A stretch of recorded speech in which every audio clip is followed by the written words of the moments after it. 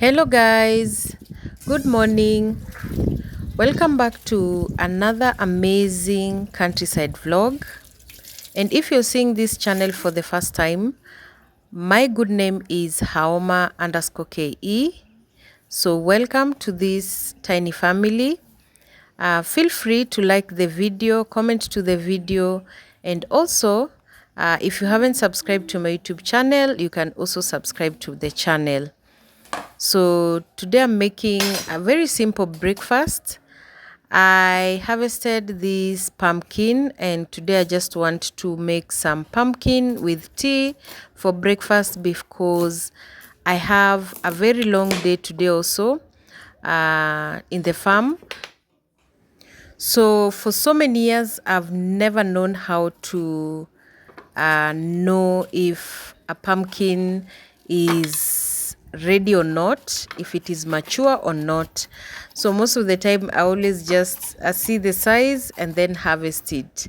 So I just want to see if this one is mature, then cook it. That's when I think I'll know if it is mature or not with the taste and also how it cooks. So please tell me on the comment section, how do you know if your pumpkin is mature enough? Because I'm not very good with growing pumpkins. Most of the time they just grow on their own and I always just harvest the leaves and that is it. And most of the time if you keep on tampering and harvesting the leaves, most of the time they do not produce pumpkin very well. Sometimes they even die. They produce the pumpkin fruit and then they die after some time if you keep on disturbing the plant. So today I just wanted to see if this one is mature enough or not, then cook it, and then later on I'll head on to the farm.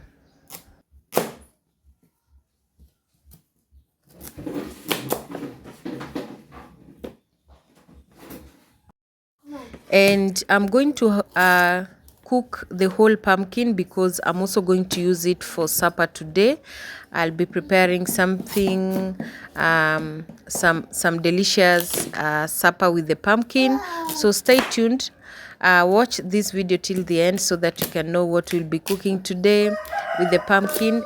And I've been looking for the squash seeds so that I can plant, but for now I haven't found where to buy the seeds, so I'm still looking for it. We call it here butternut. Most of the time when you go to the shops, the market, you get it as butternut. So I think I'm going to just buy one, then harvest the seeds from inside, then try and plant it.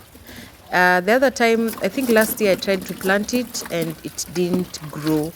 So this time I'm just going to try it again and see if it will grow, then so that I can have also squash here in the farm.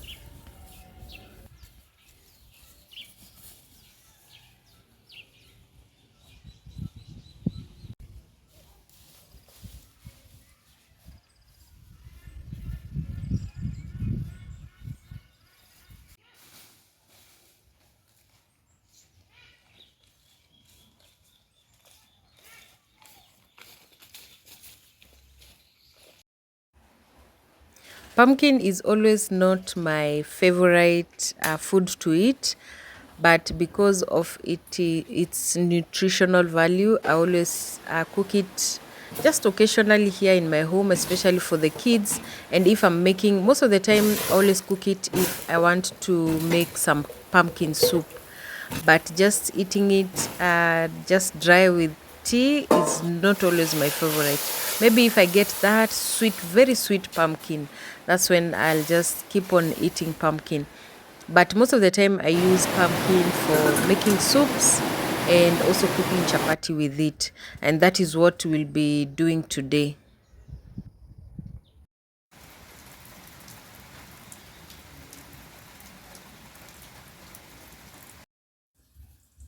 So our pumpkin is ready. I also had cooked a tea, it's also ready. So I'm just going to serve, then take some tea and then head on outside. because I've heard the guys who are shelling for me the maize, they're already here. So I'm just going to take the tea very quickly, then head on outside just to oversee what they are doing.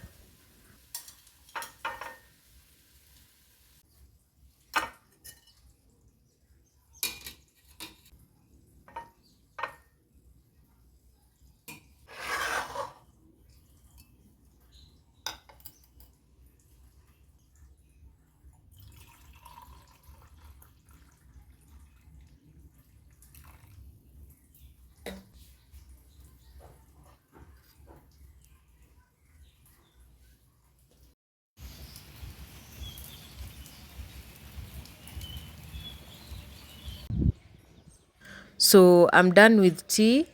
So because the guys who are shelling the maize for me have already started packing the maize in their sacks, so I'm just taking them some so that they can have more.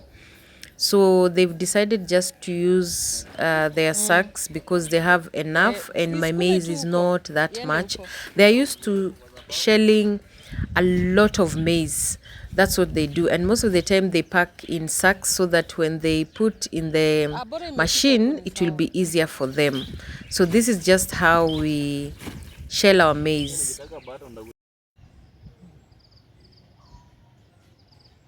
So after they have put all the maize in the sacks, they always drop the maize on this other end of the machine.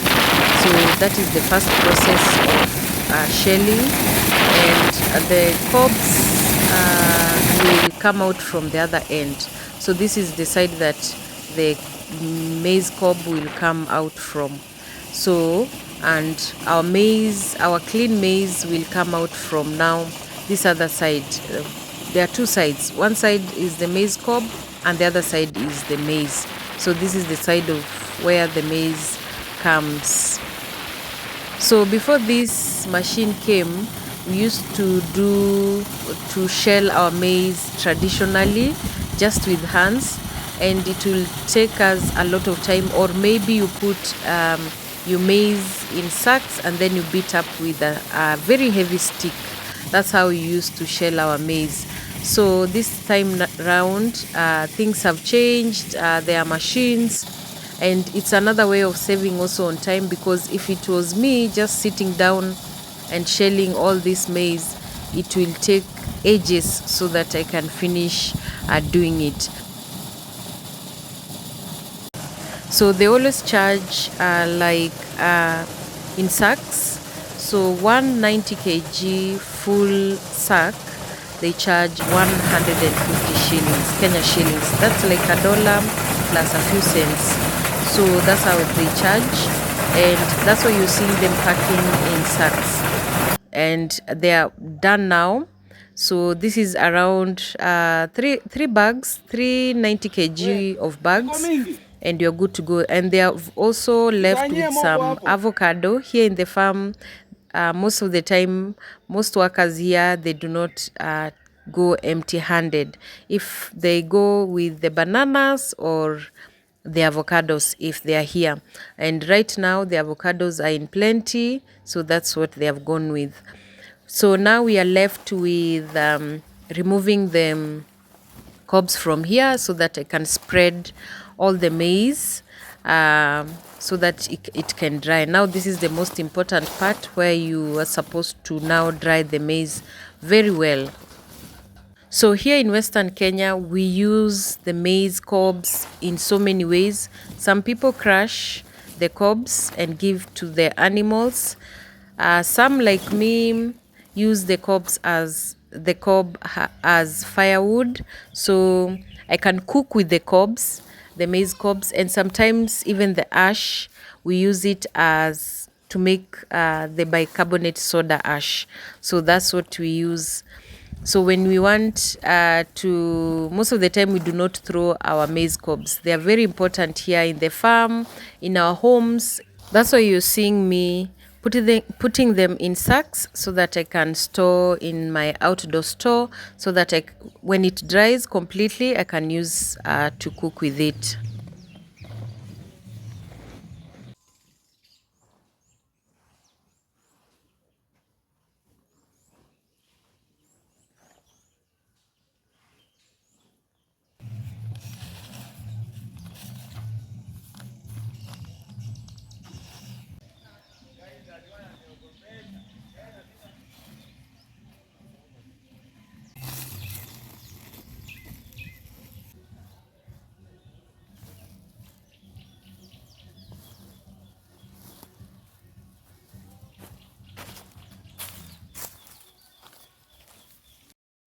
So the sky today is not so clear, so it means the sun will not be as bright as I would wish it to be, but still I'm just going to spread it out, because even the little heat that is there will just help the maize to remove some moisture in it so that it can dry. It will take around, if the sun is very bright, only 2 to 3 days, it will be good to go. Then I can store it. But if it is not too bright, it will take a very good amount of days so that it can dry well.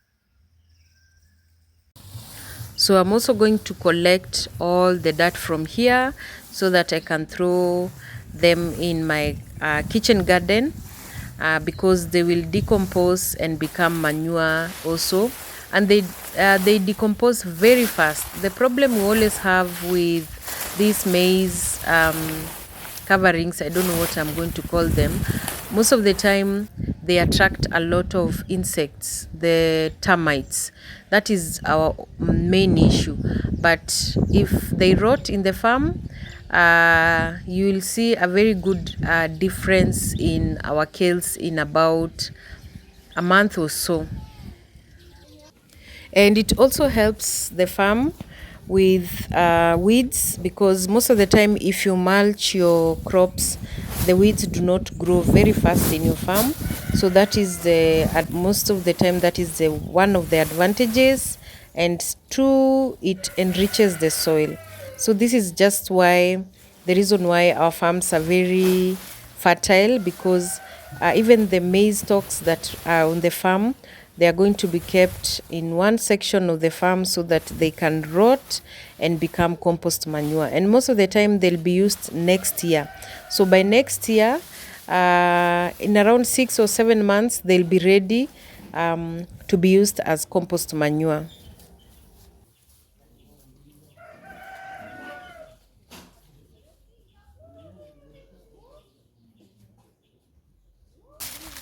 So my Kagal decided to show up to assist me, and she insisted she wants also her sack. So I've just kept some for her. They are not very heavy, they are very light. You might think that you're carrying a very heavy thing, but only one hand, and you're good to go. So we are going just to throw it out to the farm again. I'm done with removing all the dirt from that area. So let me just spread it to my kales or my collard greens, and we'll be good to go.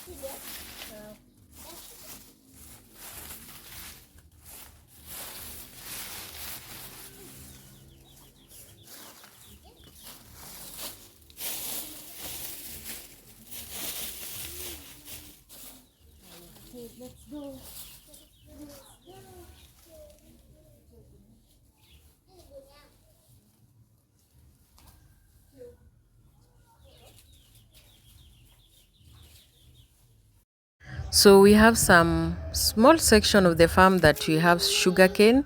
So we just took some little break of sugarcane feast, and then I'll prepare lunch. After making some lunch, we'll take some rest and then start cooking our supper today.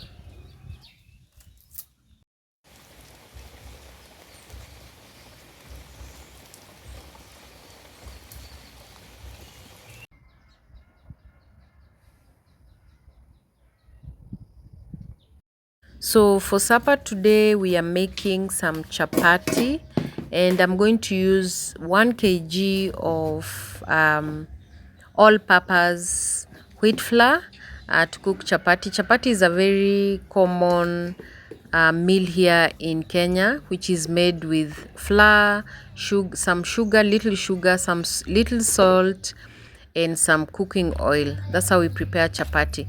But for me today, I'll be using our pumpkin also. So most of the time, if you want to incorporate any other ingredient in your chapati, we do it. So most of the time, sometimes we put either some pumpkin, and sometimes we put some carrots in our chapati. So the pumpkin that we had boiled in the morning, so that's what I'm using right now.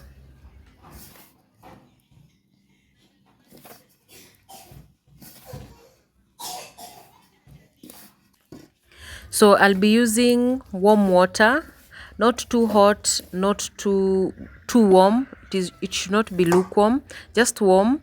And that's what I'm using. And when you're pouring, just make sure you do it in bits so that you do not overpour water in your dough. So the secret about making dough for chapati or mandazi is just kneading. The more you knead, the softer your chapatis will be, or your mandazis. This is just how I prepare my dough, and I know most people here in Kenya prepare the dough in different ways. There are some who use very hot water in preparing their dough. Some use cold water, some use lukewarm water, some use warm water. But for me, I prefer using warm water, and I knead it very properly so that it can create very nice, soft, and layered chapatis.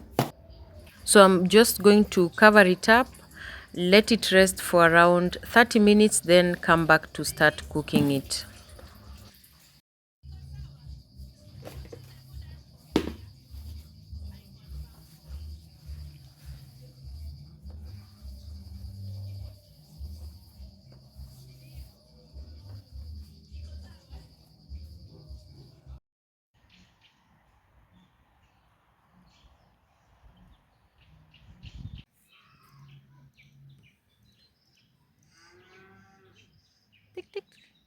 So the weather has just changed from nowhere. It has started drizzling. So I'm just going to cover our maize so that it's not rained on. And then I'll head on now to start cooking our chapati, because I think right now it's done now.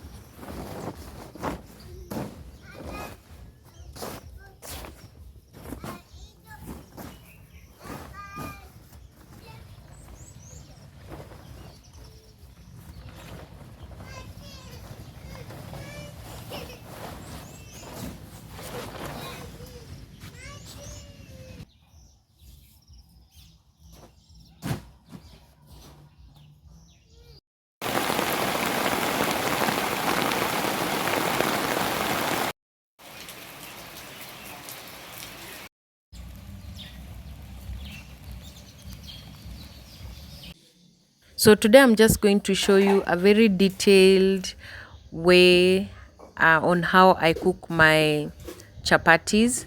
So I'm just going to put the dough now here on the surface, and then divide it into twos, and then I'm just going to roll it up, and then apply some oil.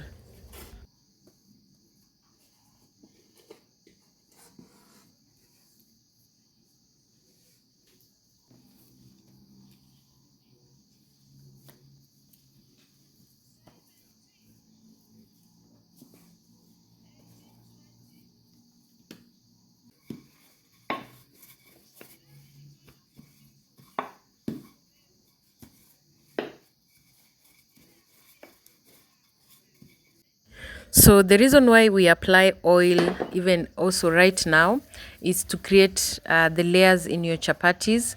The more you apply the oil, that's when you'll see layers in your chapatis, especially when you cut it up. So that's what I'm doing. I'm just going to apply oil just once and then roll it up and then cut it into pieces, then start cooking.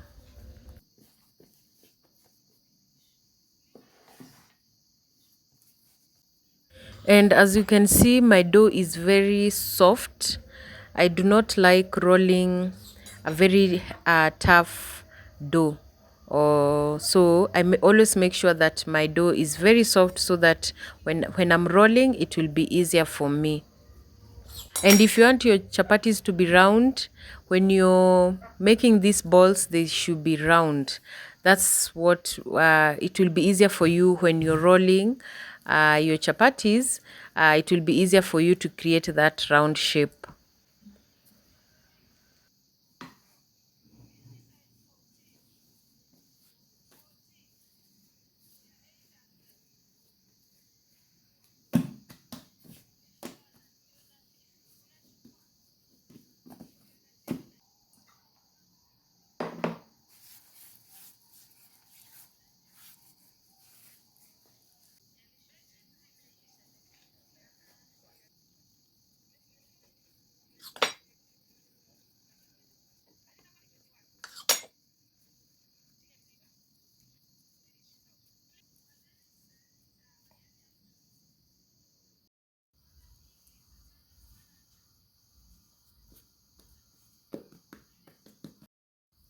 So when I'm making my chapatis, I always love making very light chapatis. I do not like the heavy ones, and even my kids do not like the heavy ones. So I always cook the light ones, and that's why you see even um,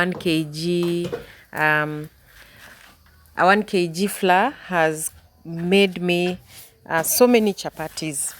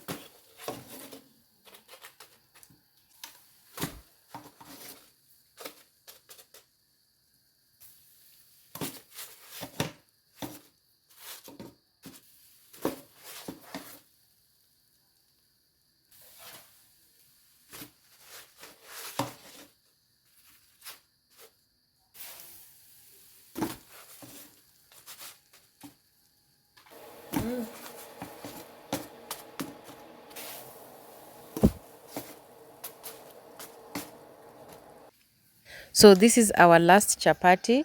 I'm just going to roll it up, then cook it, and then clear our cooking area, and then serve our supper.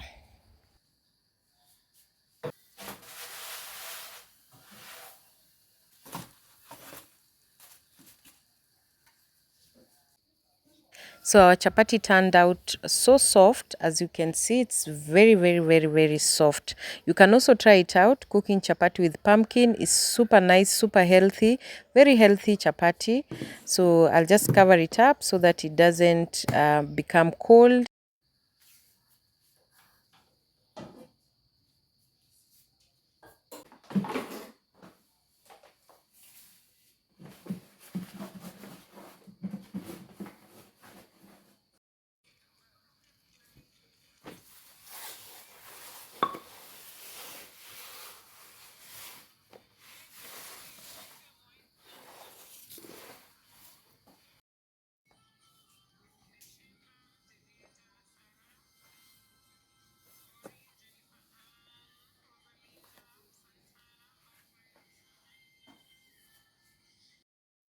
So I had already cooked our dengu or the green grams. So we are eating chapati with green grams.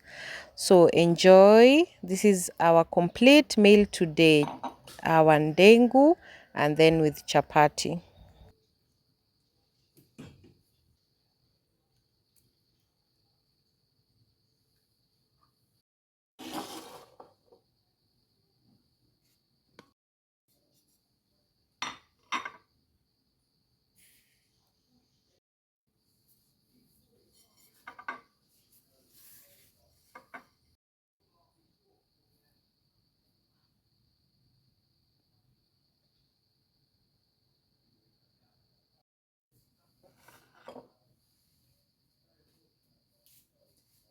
So thank you so much for those who have watched this video till the end. Be blessed. See you in my next video. Let me enjoy our supper with my kids. The other two are asleep. So thank you so much. Be blessed. See you in my next video. Bye bye. Liam, Liam, come take your food. Come take your food. We eat it. We eat it. Thank you. Welcome. Welcome.